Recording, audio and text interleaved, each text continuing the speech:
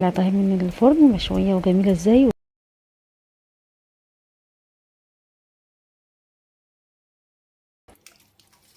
يلا بقى هنبدأ مع بعض بقى.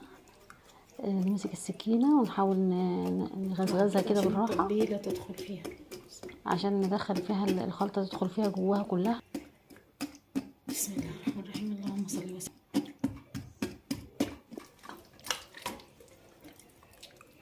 خليكم معايا لاخر الفيديو. دلوقتي بقى هنشوف التتبيلة مكوناتها. هنبدأ مع بعض. بسم الله الرحمن الرحيم.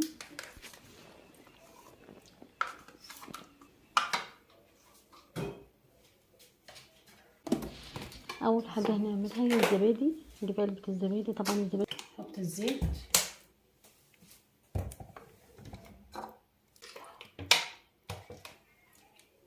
خل،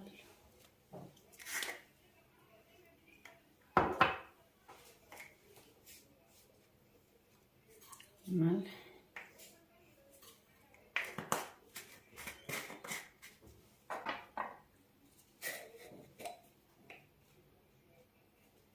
قرفة،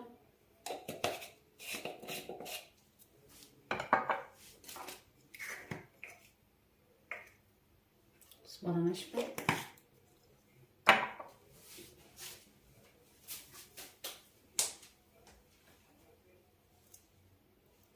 نعصر الليمون، عصرة ليمون،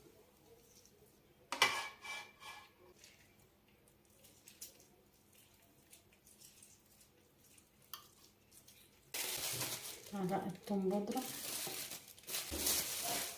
معلقة بصل بودرة،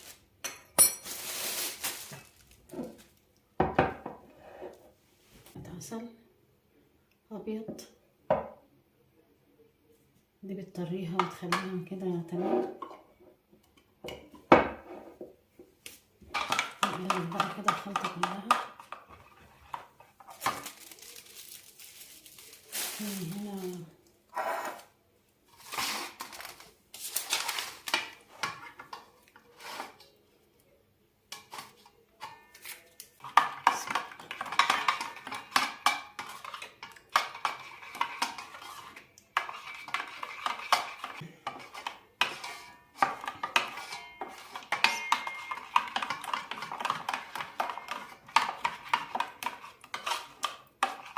حطينا علبة زبادي عشان تطريها تطري الأنسجة كده تبقى جميلة. عصرنا ليمونة، وحطينا ملح أبيض، ملح فلفل أسود، حطينا شوية قرفة، وحطينا شوية كزبرة ناشفة، وحطينا معلقة عسل نحل أبيض، وحطينا كاتشب، معلقة كاتشب أو زي ما عندكم يعني حابين تحطوا، أو مثلا لو عندكم بابريكا. ومعلقتين زيت،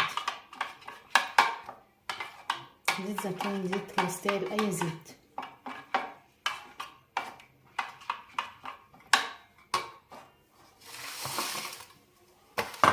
خليكم معايا بقى عشان ايه تقولوا لي رأيكم ايه.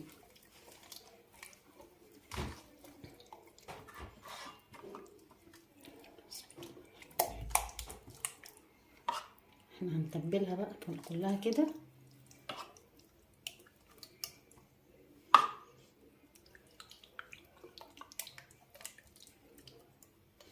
وهنسيبها بقى في التتبيله ديت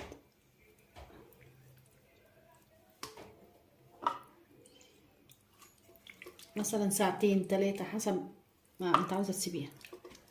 لو مستعجله خلاص مفيش مشكله.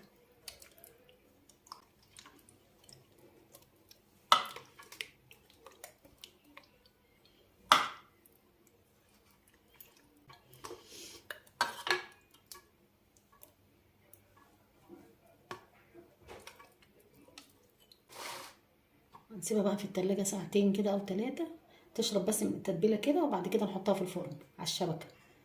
وألف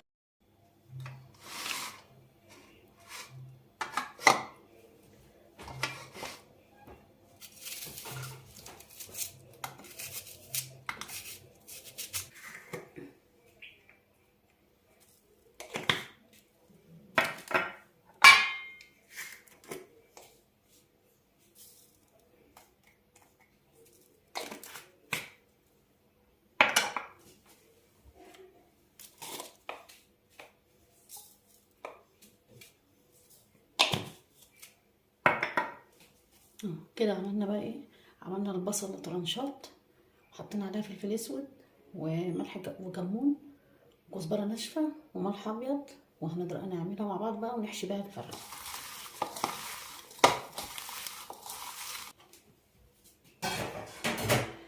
نجيب الكبد والقوانص بتاعتها نحطها معاها الاول.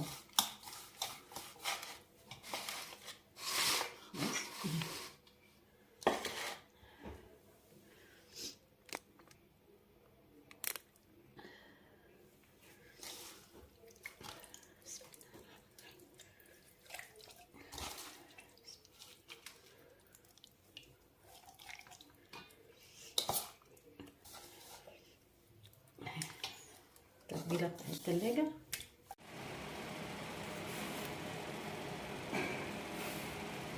جهزنا الفرخه اهو عشان نحطها الصينيه عشان هندخلها الفرن خلاص. يلا بينا. ساعه وربع، تاخد لها ساعه وربع كده ان شاء الله تطلع تبقى ايه. خلاص خلصت اهي، الفرن خلاص خلصت. بسم الله ما شاء الله، جميله ازاي، مشويه وطريه وسايحه وجميله. بألف هنا وشفا. لو عجبكم الفيديو اشتركوا معايا وقولوا لي رأيكم ايه.